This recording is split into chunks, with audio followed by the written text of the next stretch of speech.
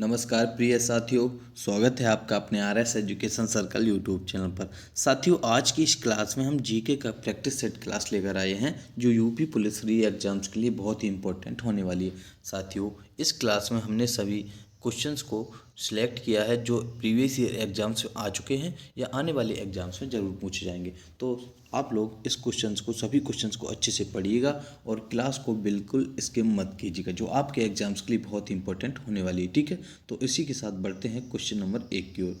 साथियों, आप question number 1 पूछा गया है कि उड़ीसा में प्रसिद्ध सूर्य मंदिर का निर्माण किस वंश ने करवाया था। साथियों, इसमें हम सभी पॉइंट्स का जिक्र करेंगे कि किस वंश ने करवाया था और किस वंश के राजा ने करवाया था। साथियों, जो हमें पता है कि उड़ीसा में जो प्रसिद्ध सूर्य मंदिर है यानी कोणार्क में स्थित है, उसका जो निर्माण करवाया था वह किस वंश के शासकों ने करवाया था और किस वंश ने करवाया था। ठीक है, तो यहाँ पर साथियों आपका जो राइट आंसर हो जाएगा वह क्या हो जाएगा, तो देखते हैं साथियों। जो गंग राजवंश था, याद रखेंगे साथियों, जो गंग राजवंश था, यहाँ पर आपका डी ऑप्शन बिल्कुल करेक्ट हो जाएगा। ठीक है साथियों, गंग राजवंश के शासकों ने करवाया था। अगर हम शासक की बात करेंगे साथियों, तो नरसिंह देव नामक जो राजा थे साथियों, क्या नाम था? नरसिंह देव, जो साथियों गंग राजवंश के राजा थे। याद रखेंगे, गंग राजवंश ने इसका निर्माण करवाया था, जो कि साथियों कोणार्क में स्थित है। ठीक है, कोणार्क में स्थित है। अगर हम बात करेंगे साथियों इसकी कि यह किस राजवंश का, तो गंग राजवंश और नरसिंह देव ने साथियों इसका निर्माण करवाया था। अगर हम बात करेंगे साथियों, जो सूर्य मंदिर है कोणार्क में स्थित, यह साथियों विश्व विरासत स्थल सूची में शामिल हो चुका है, यानी यूनेस्को में साथियों इसे शामिल कर हो गया है। यह साथियों कब हुआ था? तो 1984 ईस्वी में साथियों यूनेस्को के विश्व विरासत स्थल लिस्ट में से शामिल कर लिए गए। तो 1984 ईस्वी में। सभी साथियों हमने यहाँ पे इंपॉर्टेंट पॉइंट्स का जिक्र किया है। सभी पॉइंट्स आपके एग्जाम्स के लिए बहुत इंपॉर्टेंट होने वाले हैं। साथियों, गंग वंश का निर्माण सूर्य मंदिर का निर्माण करवाया था गंग वंश के शासकों ने, जिसमें जो शासक था वो नरसिंह देव थे और यह कोणार्क में स्थित है। और साथियों यह जो यूनेस्को में 1984 ईस्वी में शामिल किया गया था। ठीक है, तो सभी वंश को हमने यहाँ पे बता दिया आपको। क्वेश्चन नंबर साथियों 2 आपका पूछा गया है कि निम्न में से राजस्थान में स्थित राष्ट्रीय उद्यान और वन्य जीव अभ्यारण्य के संबंध में गलत है। साथियों यहाँ पर आपको 4 ऑप्शन दिए गए हैं, उनमें आपको बताना है कि राजस्थान में कौन सा राष्ट्रीय उद्यान या वन्य जीव अभ्यारण्य स्थित नहीं है। ठीक है, तो साथियों आपका जो ऑप्शन ए दिया गया है केवलादेव राष्ट्रीय उद्यान, ऑप्शन बी रणथंभौर और तीसरा है जो सरिस्का, और साथियों ऑप्शन डी आपको दिया गया कि सह्याद्री। इनमें साथियों आपको बताना है कौन सा जो टाइगर रिजर्व या वन्य जीव अभ्यारण्य है साथियों वह राजस्थान राज्य में स्थित नहीं है। ठीक है, तो यहाँ पर साथियों आपका राइट आंसर हो जाएगा कौन सा? Sahyadri tiger reserve. Option D आपका साथियों बिल्कुल करेक्ट हो जाएगा।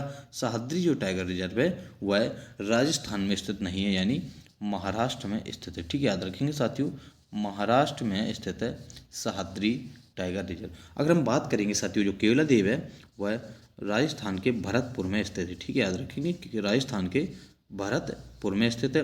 अगर हम साथियों रणथंभौर की बात करेंगे तो रणथंभौर साथियों कहाँ पर है? सवाई माधोपुर में। ठीक है, याद रखेंगे सवाई साथियों माधोपुर में। ठीक है, सवाई माधोपुर में साथियों रणथंभौर राष्ट्रीय उद्यान स्थित है।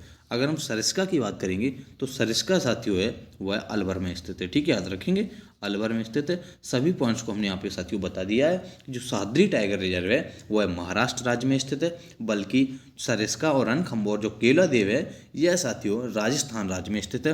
केवलादेव भरतपुर में है और रणथंभौर सवाई माधोपुर में। और सरिस्का की अगर हम बात करेंगे तो यह साथियों अलवर शहर में स्थित है, जो कि राजस्थान राज्य की तीनों हिस्सा है। ठीक है, तो यहाँ पर आपका ऑप्शन डी साथियों बिल्कुल करेक्ट हो जाएगा। क्वेश्चन नंबर साथियों 3 पूछा गया आपका कि डोलू कुनीता भारत के किस राज्य का लोक नृत्य है। साथियों जो डोलू कुनीता लोक नृत्य है वह भारत के किस राज्य का लोक नृत्य है। ठीक है, तो यहाँ पर साथियों आपको इसका राइट आंसर बताना है। बहुत ही इंपॉर्टेंट क्वेश्चन है एग्जाम्स के पॉइंट ऑफ व्यू से। ठीक है, तो एग्जाम साथियों यह क्वेश्चन कई बार पूछा गया है। साथियों जो डोलू कुनीता है लोक नृत्य वह साथियों भारत के किस राज्य का है? तो यहाँ पर साथियों आपका राइट आंसर हो जाएगा, यह है कर्नाटक राज्य का लोक नृत्य। याद रखेंगे, बहुत ही इंपॉर्टेंट क्वेश्चन है। कर्नाटक राज्य का साथियों यह लोक नृत्य है जिसका नाम है डोलू कुनीता। ठीक है साथियों, सभी क्वेश्चंस को अच्छे से पढ़िएगा। अगर हम बात करेंगे साथियों कि तमिलनाडु का जो लोक नृत्य होता है वह इनमें साथियों आप लोग बताएंगे कौन सा है? कुरवंजी। ठीक है, याद रखेंगे कुरवंजी साथियों, कुरवंजी लोक नृत्य तमिलनाडु का एक मैंने बता दिया। उसके बाद अगर केरल की बात करेंगे तो केरल का कथकली हो गया। ठीक है, कथकली हो गया। अगर हम साथियों बिहार की बात करेंगे तो बिहार का क्या है? बिहार का साथियों जो फेमस है जो जोगीला नृत्य। ठीक है, याद रखेंगे जोगीला नृत्य। ठीक है, अगर कर्नाटक की बात करेंगे साथियों तो कर्नाटक का है डोलू कुनीता। यहाँ पर डी ऑप्शन साथियों आपका बिल्कुल करेक्ट हो जाएगा। अगर तमिलनाडु की बात करेंगे तो कुरवंजी है, और केरल का कथकली, और बिहार का साथियों जोगीला नृत्य। ठीक है, सभी क्वेश्चंस को आप अच्छे से पढ़िएगा और कंप्लीट कर लीजिएगा। अगर साथियों आपको वीडियो पसंद आ रहा हो तो वीडियो को लाइक कीजिएगा। अगर चैनल पर पहली बार आए हैं तो चैनल को जरूर सब्सक्राइब कर लीजिएगा, जिससे आने वाले साथियों सभी इंपॉर्टेंट वीडियो का अपडेट आपको मिलता रहे। क्वेश्चन नंबर साथियों 4 पूछा गया है कि निम्न में से लरकाना जिले में, अब सबसे पहले साथियों ये शब्द आया है जो लरकाना जिला आया है, यह साथियों बताएंगे लरकाना जिला कहाँ है? तो साथियों यह है लरकाना जिला पाकिस्तान में स्थित है। याद रखेंगे, बहुत ही इंपॉर्टेंट क्वेश्चन है। सभी यहाँ पर हम सेंटेंस का जिक्र करेंगे। जो लरकाना जिला है साथियों यह पाकिस्तान में स्थित है। निम्न में से क्वेश्चन में पूछा गया है कि निम्न में से लरकाना जिले में सिंधु नदी के तट पर स्थित सिंधु घाटी सभ्यता का एक प्रमुख शहर है। अगर हम साथियों बात करेंगे सिंधु नदी के तट पर तो साथियों वह कौन है? मोहनजोदड़ो। याद रखेंगे मोहनजोदड़ो सिंधु स्थल है जो वह सिंधु नदी के किनारे तट पर स्थित है लरकाना जिले में। यहाँ पर साथियों आपका ए ऑप्शन बिल्कुल करेक्ट हो जाएगा। याद रखेंगे ए ऑप्शन करेक्ट हो जाएगा, जो कि पाकिस्तान में स्थित है। ठीक है, अगर हम बात करेंगे साथियों जो मोहनजोदड़ो है उसकी खुदाई कब की गई थी? तो साथियों उसकी खुदाई जो हुई थी वह 1922 में की गई थी। याद रखेंगे राखल दास बनर्जी के द्वारा। ठीक है, आर डी बनर्जी के द्वारा साथियों मोहनजोदड़ो की खुदाई साथियों 1922 ईस्वी में की गई थी। याद रखेंगे, वहाँ से साथियों जो विशाल स्नानागार प्राप्त हुए। याद रखेंगे, बहुत ही इंपॉर्टेंट क्वेश्चन है। मोहनजोदड़ो साथियों एक सिंधु नदी के तट पर स्थित सिंधु घाटी सभ्यता का एक प्रमुख शहर है, जिसमें वहाँ से विशाल स्नानागार प्राप्त हुए थे। ठीक है, क्वेश्चन नंबर साथियों 5 पूछा गया है कि निम्न में से कौन सी एक कल्पना चावला की जीवनी है? साथियों आपको यहाँ पर 4 ऑप्शन दिए गए हैं, उनमें आपको बताना है कि कल्पना जो चावला थी अंतरिक्ष यात्री, प्रथम भारतीय महिला अंतरिक्ष यात्री थी, वह उनमें से किसकी उनकी यहाँ एक जीवनी है। तो यहाँ पर साथियों आपका राइट आंसर हो जाएगा, जो एज ऑफ टाइम है वह कल्पना चावला की जीवनी है। ए ऑप्शन यहाँ पर साथियों आपका बिल्कुल करेक्ट हो जाएगा। कल्पना चावला जो कि एक प्रथम भारतीय महिला अंतरिक्ष यात्री। ठीक है, याद रखेंगे भारतीय महिला अंतरिक्ष यात्री थी, अंतरिक्ष यात्री। ठीक है, याद रखेंगे जो प्रथम भारतीय महिला अंतरिक्ष यात्री थी कल्पना चावला, उनकी यह जीवनी है एज ऑफ टाइम। साथियों जब कल्पना चावला साथियों अंतरिक्ष पर गई थी, उसके बाद वापस आते टाइम साथियों क्रैश होने का इनका निधन हो गया था। लेकिन जो इनकी जीवनी लिखी है वह साथियों किसने लिखी है? तो यहाँ पर पियर हैरिसन ने साथियों इनकी जीवनी लिखी है। ठीक है, अगर हम बात करेंगे लेखक की तो इनकी जीवनी हैरिसन ने लिखी है। ठीक है, यहाँ पर आपका ए ऑप्शन साथियों बिल्कुल करेक्ट हो जाएगा। क्वेश्चन नंबर 6 पूछा गया है कि संत कबीर नगर जिले का पुलिस प्रशासन किस पुलिस क्षेत्र के अंतर्गत आता है? साथियों जो संत कबीर नगर जिला है उसका जो पुलिस प्रशासन है वह किस क्षेत्र के अंतर्गत आता है? तो यहाँ पर साथियों आपका राइट आंसर हो जाएगा गोरखपुर पुलिस क्षेत्र के अंतर्गत आता है। ए ऑप्शन साथियों यहाँ पर आपका बिल्कुल करेक्ट हो जाएगा।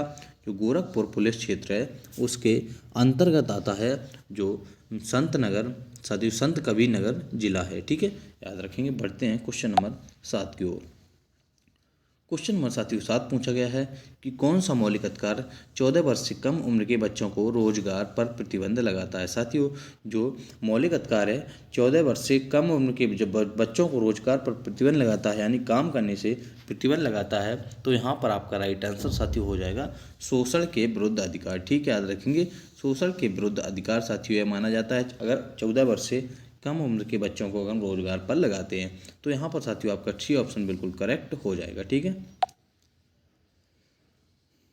क्वेश्चन नंबर साथियों 8 पूछा गया है कि भारतीय कृषि अनुसंधान संस्थान पूसा का मुख्यालय कहाँ स्थित। साथियों अगर भारतीय कृषि अनुसंधान संस्थान की अगर हम बात करेंगे तो इसका जो हेड क्वार्टर है वह नई दिल्ली में स्थित है। ठीक है, याद रखेंगे। यहाँ पर साथियों आपका ए ऑप्शन बिल्कुल करेक्ट हो जाएगा। नई दिल्ली में भारतीय कृषि अनुसंधान संस्थान का हेड क्वार्टर स्थित है। ठीक है, ये ऑप्शन आपका बिल्कुल करेक्ट हो जाएगा। अगर इसकी स्थापना की बात करेंगे कि जो भारतीय कृषि अनुसंधान संस्थान है इसकी स्थापना कब हुई थी, तो इसकी स्थापना साथियों 16 जुलाई 1929 ईस्वी में हुई थी। याद रखेंगे 16 जुलाई 1929 ईस्वी में भारतीय कृषि अनुसंधान संस्थान की स्थापना हुई थी। हेड क्वार्टर इसका नई दिल्ली में स्थित है। क्वेश्चन नंबर साथियों 9 आपका पूछा गया है कि निम्न में से कौन सी पुस्तक रोहिंटन मिस्त्री द्वारा लिखी गई है। साथियों जो रोहिंटन मिस्त्री द्वारा पुस्तक लिखी गई है वह कौन सी पुस्तक है। आपका यहाँ पर राइट आंसर हो जाएगा option D, a fine balance. साथियों जो पुस्तक है वह रोहिंटन मिस्त्री द्वारा लिखी गई पुस्तक है। डी ऑप्शन साथियों यहाँ पर बिल्कुल करेक्ट हो जाएगा। क्वेश्चन नंबर साथियों 10 पूछा गया है कि भारत में मानव अधिकार संरक्षण अधिनियम कब लागू हुआ था। साथियों जो भारत में मानव अधिकार संरक्षण अधिनियम लागू हुआ था वह साथियों कब हुआ था, तो 1993 ईस्वी में साथियों यह अधिनियम लागू हुआ था। याद रखेंगे यहाँ पर साथियों आपका सी ऑप्शन बिल्कुल करेक्ट हो जाएगा। 28 सितंबर साथियों 28 सितंबर 1993 ईस्वी में। ठीक है, याद रखेंगे 28 सितंबर साथियों 1993 ईस्वी में भारत में मानव अधिकार संरक्षण अधिनियम लागू हुआ था। अगर हम बात करेंगे साथियों इसमें जब लागू हुआ था इसमें कितने अध्याय और कितनी धाराएं थी, तो साथियों यहाँ इसमें 8 अध्याय और साथियों 43 धाराएं थी। ठीक है, याद रखेंगे 43 धाराएं थी। ठीक है, जब साथियों यह अधिनियम लागू हुआ था 1993 ईस्वी में, तो साथियों इसमें 8 अध्याय और 43 धाराएं थी। ठीक है, यहाँ पर आपका सी ऑप्शन साथियों बिल्कुल करेक्ट हो जाएगा। ऑप्शन क्वेश्चन नंबर साथियों आपका 11 पूछा गया है तो 2020 तक राष्ट्रीय मानवाधिकार आयोग में कितने कोर ग्रुप थे। साथियों आप लोग बताएंगे। अगर हम यहाँ पर बात करते हैं ओनली 2020 तक की हम बात कर रहे हैं कि 2020 तक के जो राष्ट्रीय मानवाधिकार आयोग में कोर ग्रुप थे वह कितने थे। साथियों यहाँ पर आपका राइट आंसर हो जाएगा कि इसमें जो कोर ग्रुप थे वह 9 कोर ग्रुप थे। ठीक है, ए ऑप्शन साथियों यहाँ पर आपका बिल्कुल करेक्ट हो जाएगा। 9 कोर ग्रुप थे साथियों 2020 तक। क्वेश्चन नंबर साथियों 12 पूछा गया है कि पादप वायरस टीएमबी का पूर्ण रूप क्या है। साथियों अगर हम पादप वायरस टीएमबी का पूर्ण रूप बताएंगे तो यहाँ पर आपका साथियों ए ऑप्शन बिल्कुल करेक्ट हो जाएगा। टोबैको मोजेक वायरस साथियों इसको कहा जाता है। ए ऑप्शन यहाँ पर आपका बिल्कुल करेक्ट हो जाएगा। टीबीएम का साथियों जो फुल फॉर्म या पूर्ण रूप होता है वह टीबीएम का टोबैको मोजेक वायरस। ठीक है। क्वेश्चन नंबर साथियों 13 पूछा गया है कि राजस्व आयोग या board of revenue Uttar Pradesh में कितने सदस्य हैं। अगर हम बात करेंगे साथियों जो बोर्ड ऑफ रेवेन्यू के अगर सदस्यों की बात करेंगे उत्तर प्रदेश में, तो इसमें साथियों आपका राइट आंसर ऑप्शन डी हो जाएगा, यानी 10 सदस्य हैं। ठीक है, यहाँ पर साथियों आपका ऑप्शन डी बिल्कुल करेक्ट हो जाएगा। ठीक है, ऑप्शन डी यहाँ पर आपका बिल्कुल करेक्ट हो जाएगा कि 10 सदस्य हैं। ठीक है।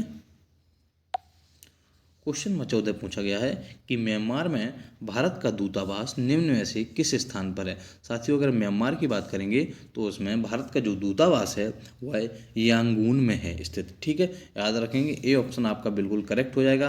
अगर म्यांमार की बात करेंगे तो म्यांमार में जो भारत का दूतावास है वह साथियों यांगून में स्थित है। ठीक है। क्वेश्चन नंबर साथियों 15 पूछा गया है कि निम्न में से किस तारीख को विश्व मस्तिष्क ट्यूमर दिवस के रूप में मनाया जाता है। साथियों विश्व मस्तिष्क जो ट्यूमर दिवस के रूप में मनाया जाता है वह कब मनाया जाता है, तो यहाँ पर साथियों आपका राइट आंसर हो जाएगा 8 जून। ठीक है, और तो 8 जून को साथियों विश्व मस्तिष्क ट्यूमर दिवस के रूप में मनाया जाता है। बी ऑप्शन साथियों यहाँ पर आपका बिल्कुल करेक्ट हो जाएगा। अगर हम बात करेंगे साथियों 5 जून की, तो पर्यावरण दिवस मनाया जाता है। याद रखेंगे पर्यावरण दिवस साथियों 5 जून को मनाया जाता है। ठीक है, अगर हम 12 जून की बात करेंगे साथियों, तो 12 जून को बाल श्रम विरोधी दिवस मनाया जाता है। ठीक है, याद रखेंगे, बाल श्रम विरोधी दिवस यानी बच्चों से काम कराने के विरोध में। ठीक है, बाल श्रम विरोधी दिवस। अगर 21 जून को हम बात करेंगे साथियों, तो विश्व योग दिवस 21 जून को मनाया जाता है। ठीक है, सभी पॉइंट्स साथियों बहुत इंपॉर्टेंट है आपके एग्जाम्स के लिए, सभी पॉइंट्स को अच्छे से कंप्लीट कर लीजिएगा। ठीक है, यहाँ पर साथियों आपका बी ऑप्शन बिल्कुल करेक्ट हो जाएगा। अगर विश्व मस्तिष्क ट्यूमर दिवस की बात करें तो 8 जून को मनाया जाता है। क्वेश्चन में साथियों 16 पूछा गया है कि सीआरपीएफ का उपयुक्त पूर्ण रूप क्या है। अगर सीआरपीएफ की बात करेंगे साथियों, तो उसका जो उपयुक्त पूर्ण रूप है वह सेंट्रल रिजर्व पुलिस फोर्स है। ठीक है, तो यहाँ पर देखेंगे किस ऑप्शंस में है, सेंट्रल रिजर्व पुलिस फोर्स। साथियों यहाँ पर आपका सी ऑप्शन बिल्कुल करेक्ट हो जाएगा, central reserve police force CRPF का उपयुक्त पूर्ण रूप यानी फुल फॉर्म है। अगर साथियों हम अगर सीआरपीएफ के हेड की बात करेंगे, तो सीआरपीएफ के जो वर्तमान में हेड हैं वह साथियों आप लोग कमेंट बॉक्स में इसका कमेंट में आंसर करेंगे, बताएंगे कि सीआरपीएफ के जो वर्तमान में हेड हैं वह साथियों कौन है। ठीक है, क्वेश्चन नंबर 17 पूछा गया है कि किस देश ने 2020 में रॉयल ऑस्ट्रेलियाई नौसेना के साथ पैसेज एक्सरसाइज किया था। साथियों आपको पता ही होगा 2020 में जो नौसेना के साथ पैसेज एक्सरसाइज किया था ऑस्ट्रेलियाई नौसेना के साथ, वह साथियों अपने भारत देश ने किया था। याद रखेंगे, भारत देश ने किया था और साथियों पूर्वी हिंद महासागर में यह एक्सरसाइज की गई थी। याद रखेंगे, यहाँ पर आपका सी ऑप्शन बिल्कुल करेक्ट हो जाएगा। ये साथियों ये एक साथियों करंट का क्वेश्चन माना जाता है। ठीक है, 2020 में जो रॉयल ऑस्ट्रेलियाई नौसेना के साथ पैसेज एक्सरसाइज किया था वह साथियों भारत देश ने किया था, जो कि पूर्वी हिंद महासागर में की गई थी। ठीक है, हिंद महासागर में साथियों यह एक्सरसाइज संपन्न हुई थी। क्वेश्चन नंबर 18 पूछा गया है कि विश्व स्वास्थ्य दिवस कब मनाया जाता है। साथियों जो विश्व स्वास्थ्य दिवस मनाया जाता है वह 7 अप्रैल को मनाया जाता है। याद रखेंगे, यहाँ पर साथियों आपका बी ऑप्शन बिल्कुल करेक्ट हो जाएगा, 7 अप्रैल को साथियों विश्व स्वास्थ्य दिवस मनाया जाता है। क्वेश्चन नंबर 19 पूछा गया है कि उम्मेद भवन पैलेस किस शहर में स्थित है। साथियों अगर उम्मेद भवन पैलेस की बात करेंगे तो यह साथियों जोधपुर में स्थित है। यहाँ पर साथियों आपका बी ऑप्शन बिल्कुल करेक्ट हो जाएगा, जोधपुर में उम्मेद भवन पैलेस स्थित है। ठीक है, बी ऑप्शन आपका करेक्ट हो जाएगा।